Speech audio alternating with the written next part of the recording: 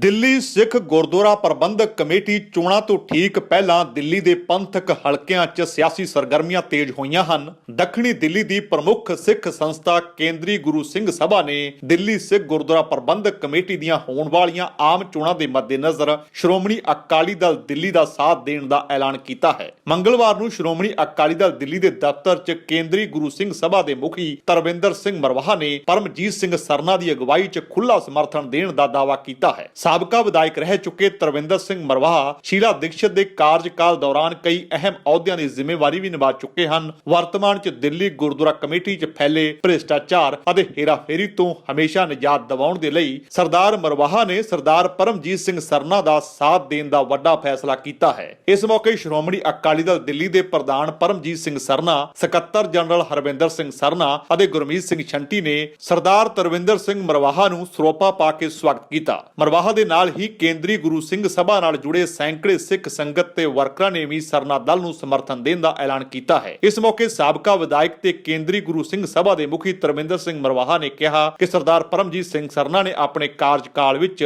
ਦਿੱਲੀ ਦੇ ਸਿੱਖ ਅਦਾਰਿਆਂ ਨੂੰ ਕੌਮੀ ਪੱਧਰ ਤੇ ਪਹੁੰਚਾਇਆ ਸੀ। ਉਹਨਾਂ ਦੇ ਕਾਰਜਕਾਲ ਵਿੱਚ ਕਈ ਨਵੇਂ ਵਿਦਿਅਕ ਅਦਾਰੇ ਖੁੱਲੇ। ਇਸ ਤੋਂ ਇਲਾਵਾ ਸਿਹਤ ਦੇ ਖੇਤਰ 'ਚ ਬਾਲਾ ਸਾਹਿਬ ਹਸਪਤਾਲ ਦੇ ਨਾਂ ਤੇ 500 ਬਿਸਤਰਿਆਂ ਦਾ ਹਸਪਤਾਲ ਖੋਲ੍ਹਣ ਦੀ ਨੀਂਹ ਵੀ ਰੱਖੀ ਗਈ ਸੀ, ਪਰੰਤੂ ਵਿਰੋਧੀਆਂ ਨੇ ਗਲਤ ਪ੍ਰਚਾਰ ਕਰਕੇ ਦਿੱਲੀ ਕਮੇਟੀ ਦੀ ਸੱਤਾ ਹਾਸਲ ਕਰ ਲਈ ਅਤੇ ਹਸਪਤਾਲ ਵੀ ਬਣਾਉਣ ਤੋਂ ਰੁਕਵਾ ਦਿੱਤਾ। ਉਹਨਾਂ ਕਿਹਾ ਕਿ ਹੁਣ ਸਰਨਾ ਵੱਲੋਂ ਦੁਬਾਰਾ ਹਸਪਤਾਲ ਨੂੰ ਸ਼ੁਰੂ ਕਰਨ ਦਾ ਐਲਾਨ ਕੀਤਾ ਹੈ, ਜਿਸ ਦਾ ਉਹ ਸਵਾਗਤ ਕਰਦੇ ਹਨ। ਕੇਂਦਰੀ ਗੁਰੂ ਸਿੰਘ ਸਭਾ ਨੇ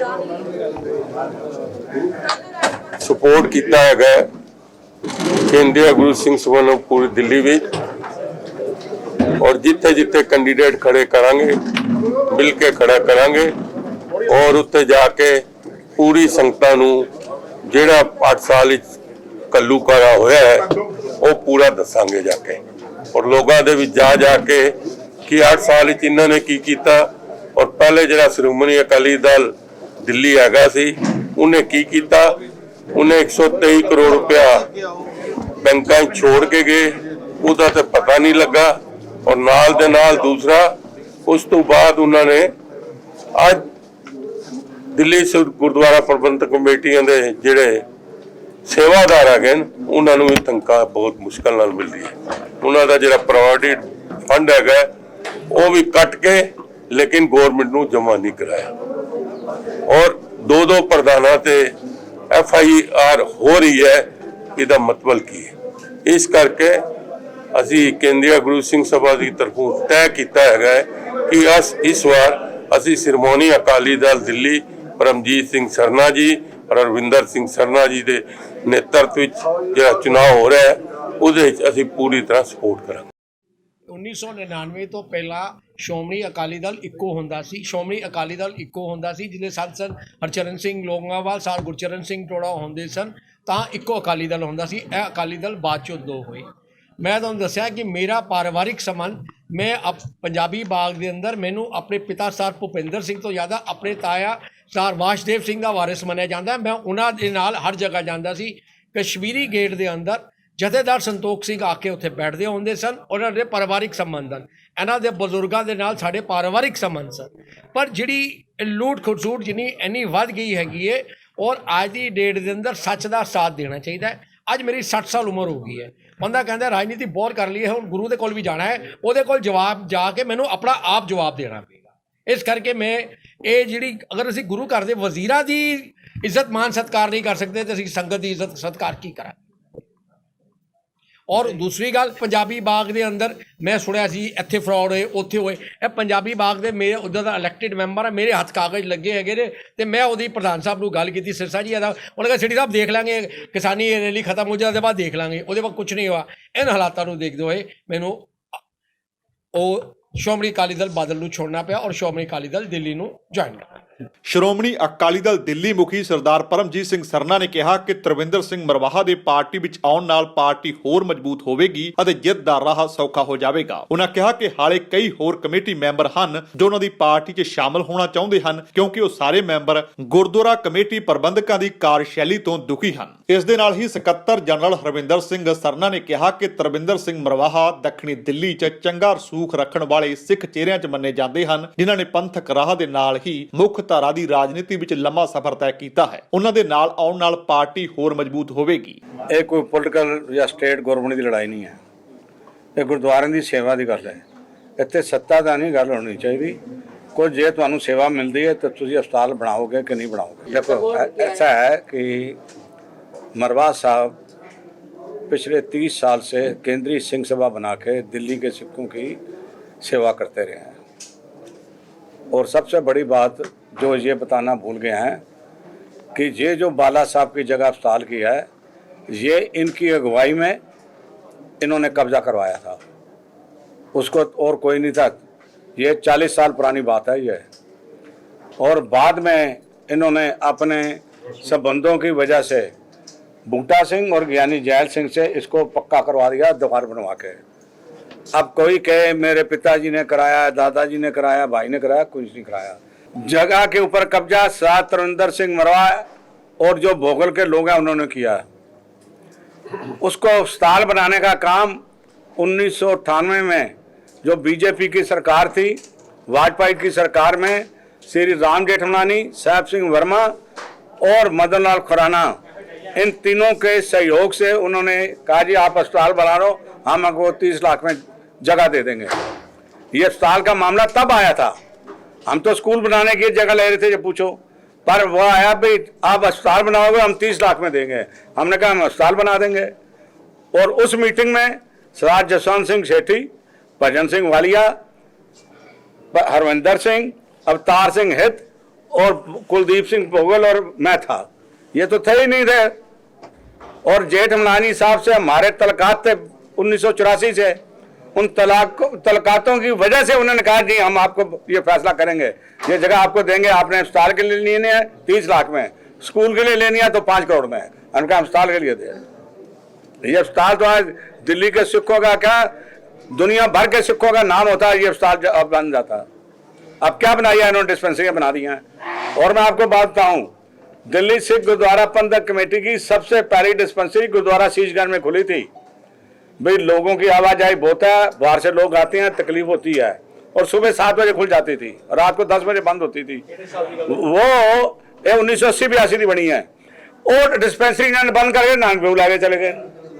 कोई चज का काम किया भी है इन्होंने, सवाए दे लुट सुट झूठ और कुफर। मैनू इन्हों दियां एक गल दस दो जी कि सच्ची हुई हो। एक गल 8 साल के दरमियान जो इन्होंने संगतां नूं कहा, 1 मिनट की कोई बाइट ऐसी दे दो जी सच्ची हो। देखो गल सुनो, ये जो 123 करोड़ से छड़ के गए सी ना, ये कोई स्वास्थ्य नहीं सी भी इत्थे पैसे टके रहन। ये असली अस्पताल बनाने वास्ते, मैडिकल कॉलेज बनाने वास्ते। और सब तो वड्डी गल जिहड़ी दिल्ली सिख गुरुद्वारा प्रबंधक कमेटी की 300 एकड़ जगह हैगी बीगढ़ दे विच, डिस्ट्रिक्ट फतेहाबाद दे विच, उस दे उत्ते अज 400 साल गुरु तेग बहादुर साहब की 400 साल शताब्दी आ रही है। इस मौके पर असीं गुरु तेग बहादुर यूनिवर्सिटी बनानी सी, जिहड़ी नार्दन इंडिया की सब तो वधिया यूनिवर्सिटी बनानी सी, जिहड़ी इन्होंने मिलिया मेट करके रख दी है। बहुत खुशी का मुकाम है कि हमारे जो प्रिय नेताजी हैं सरदार तरविंदर सिंह जी मरवा, जिनको प्यार से सारे नेताजी कहते हैं, और केंद्रीय गुरु सिंह सभा के ये प्रधान भी हैं, दिल्ली गुरुद्वारा कमेटी के एग्जीक्यूटिव के मेंबर भी हैं ये। और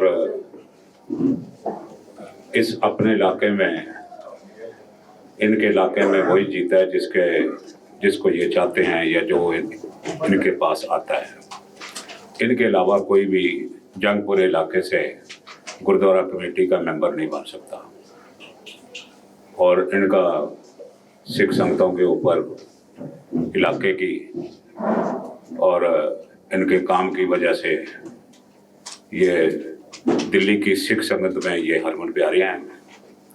और दूसरा मुकाम भी है आज बहुत अच्छा, भाई हमारे पंजाबी बाग की बहुत ही प्रतिष्ठित शख्सियत सरदार जसविंदर सिंह जी सेठी, जो कि इनका पिछोकड़ जो है ये पंथक पिछोकड़ है और ये पंथ से जुड़े हुए हैं। और गुरुद्वारा बंगला साहब में लंगर कमेटी के ये वाइस चेयरमैन भी हैं। और तकरीबन पिछले 8-10 साल से ये मनजिंदर सिंह सरसा के दाना बाजू बन के उनके साथ इन्होंने काम किया है और उनके इलेक्शन जिताने में इनका बहुत बहुत बड़ा योगदान है। पर उसकी करतूतें देखते हुए, उनका काम देखते हुए, उनका वे ऑफ वर्किंग देखते हुए, उनकी बोलबाणी देखते हुए और गुरुद्वारों में चोरी चकारी देखते हुए इनके मन में ये बात आई भाई ये अब और सहन नहीं होगा हमारे से, और इन्होंने बड़े मन से बादल अकाली दल को अलविदा कह के श्रोमणी अकाली दल दिल्ली को इन्होंने ज्वाइन किया है। सरदार परमजीत सिंह सरना, समूची पार्टी के हमारे वरिष्ठ जो अधिकारी हैं वो सब इनका स्वागत करते हैं और उम्मीद करते हैं कि इनके आने से पार्टी जो है वो बहुत मजबूत हो गई। मजबूत तो आज नेताजी के भी आने से, क्योंकि इन्होंने अपनी जो सपोर्ट है वो इन्होंने श्रोमणी अकाली दल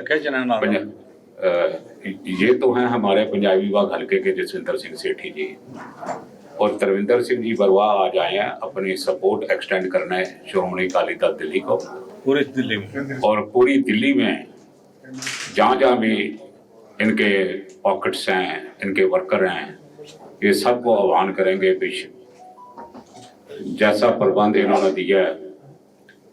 और इन्होंने एक बात भी कही है भाई अब मैं परमात्मा के आगे भी अरदास करता हूँ भाई हे गुरु महाराज इनसे अब पंथ का खड़ा छुड़वा दो, बहुत हो गई, बहुत अधोगति हो गई पंथ की, गुरुद्वारों की, गुरुद्वारे के प्रबंध की।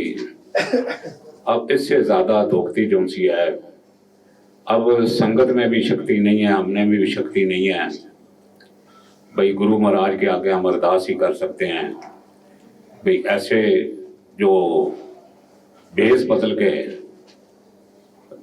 ये पंथ को लूटने का जो प्रोग्राम चला है इसको अब विराम लगना चाहिए। ਸਕੱਤਰ ਜਨਰਲ ਗੁਰਮੀਤ ਸਿੰਘ ਛੰਟੀ ਨੇ ਕਿਹਾ ਕਿ ਦਿੱਲੀ ਸਿੱਖ ਗੁਰਦੁਆਰਾ ਪ੍ਰਬੰਧਕ ਕਮੇਟੀ ਸਾਰੇ ਇਤਿਹਾਸਕ ਗੁਰਧਾਮਾਂ ਅਤੇ ਵਿਦਿਅਕ ਅਦਾਰਿਆਂ ਨੂੰ ਬਰਬਾਦ ਹੋਣ ਤੋਂ ਬਚਾਉਣਾ ਜ਼ਰੂਰੀ ਹੋ ਗਿਆ ਹੈ। ਮੌਜੂਦਾ ਪ੍ਰਬੰਧਕਾਂ ਨੇ ਕਮੇਟੀ ਨੂੰ ਘਰ ਦੀ ਜਗੀਰ ਸਮਝ ਕੇ ਦੋਵੇਂ ਹੱਥਾਂ ਨਾਲ ਲੁੱਟਣ 'ਚ ਕੋਈ ਕਸਰ ਨਹੀਂ ਛੱਡੀ ਅਤੇ ਮਨਮਰਜ਼ੀਆਂ ਦੇ ਫੈਸਲੇ ਲੈ ਰਹੇ ਹਨ। ਗੁਰਮੀਤ ਸਿੰਘ ਛੰਟੀ ਨੇ ਦਾਅਵਾ ਕੀਤਾ ਕਿ ਕਮੇਟੀ ਦੀ ਅੰਦਰੂਨੀ ਆਰਥਿਕ ਹਾਲਤ ਪੂਰੀ ਤਰ੍ਹਾਂ ਖਰਾਬ ਹੋ ਚੁੱਕੀ ਹੈ, ਜਿਸ ਦਾ ਖਮਿਆਜਾ ਕਮੇਟੀ ਅਤੇ ਸਕੂਲਾਂ ਦੇ ਸੈਂਕੜੇ ਮੁਲਾਜ਼ਮ ਭੁਗਤ ਰਹੇ ਹਨ। ਜੇਕਰ ਤੁਹਾਨੂੰ ਸਾਡਾ ਇਹ ਉਪਰਾਲਾ ਚੰਗਾ ਲੱਗਾ ਹੈ ਤਾਂ ਇਸ ਨੂੰ ਲਾਈਕ ਕਰੋ, ਸ਼ੇਅਰ ਕਰੋ ਅਤੇ ਸਾਡੇ YouTube ਚੈਨਲ ਨੂੰ ਸਬਸਕ੍ਰਾਈਬ ਕਰੋ।